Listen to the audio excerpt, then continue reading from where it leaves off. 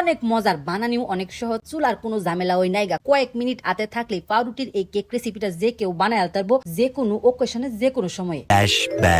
আসসালামু আলাইকুম প্রিয় ভাই বোনেরা, আশা করি আল্লাহর রহমতে ব্যক্তি বালা আছেন, আমরাও বালা আছি আলহামদুলিল্লাহ।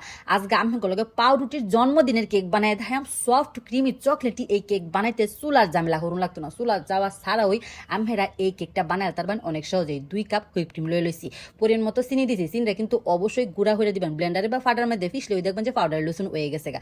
দেহাইরা ডাল গুটনি দেহাইরা গুডাম অকরে 10 মিনিট লসুন, 10 মিনিট গুডলে ওই দেখবেন যে অকরে ঘন হয়ে গেছে গা। কোনো রকম বিটার মেশিন ছাড়া হুইপ ক্রিম এতটা ওই সুন্দর ঘন হইব। একটুখানি আমার আলাদা বাড়ির মধ্যে ডাইলা দেখায় এটা কত্তানি ঘন হয়েছে। একটুখানি চকলেট এর লগে মিশাইয়া হাইরা সুন্দর বা আবারও মিশাইলাম। এটা দেখতেও ভালো লাগবো, খাইতেও অনেক বেশি ভালো লাগবো, যেহেতু আজকে চকলেটি কেকটা বানায়াম, তাও আবার চুলার ঝামেলা ছাড়া। আর এইবার যদি ডাল গুটনি দেহাইরা ক্রিমটা বানায় ডিপ ফ্রিজে থুয়ে দেন, মেলা দিন খাইতে পারবেন। আইসক্রিম, কেক, ডেকোরেশন সবকিছুই হতে পারবেন ইনশাল্লাহ। আর আমরা যখন একটা রেসিপি বানাই হেসুমবেলা কিন্তু মেশিনটা অ্যাভেলেবল থাকে না, যদিও বা উপকরণ কিনা নুন যা মেশিন কি কিনা না সম্ভব। যাক একটুখানি তেল দেহাইরা চকলেটটা গলায় লাইতে। তবে আমরা যদি চাইন তেলের জায়গায় বাটার বা দুধও ব্যবহার করতে পারেন। প্রথমে একটু তেল ব্যবহার করছি, পরবর্তীতে একটু দুধ ধরা চকলেটটা একটু নরম বানায় লইছি। এন্ড আমি পাউরুটিরে কাটতেছি আর চুলার মধ্যে চকলেটটারে বয়াই দিছি। পাউরুটির সাইডে যে ব্রাউন অংশটা আছে কাইটটা আলাদা হয়ে লইছি। এই 8টা পিস দেহাইরা ওই অকরে সুন্দর কেক হয়ে যাবো। একটুখানি দুধের মধ্যে চিনিটা দেহাইরা সুন্দর করে মিশাই লইছি, এটাই সিরাপ হিসেবে ব্যবহার করাম। দেখছি নিবালা ওখানে খালি পাইপিং ব্যাগের মধ্যে ক্রিমটা বই রাখা, জাস্ট খালি ডেকোরেশন। হাতে মাত্র 20 মিনিট সময় থাকলে আমরা এই কেকটা বানায় আলতে পারবেন অকরে ওই সহজে। তবে আমি যখন ক্রিমটা বানাই একটু বেশি বানায় থই দেই, যাতে ডিপ ফ্রিজে সংরক্ষণ হয়ে রাখবার পারি। যে কোনো সময় পাউরুটি দেহাইরা হুদা বড়ায় খাইলেও কিন্তু অনেক বেশি মজা লাগে।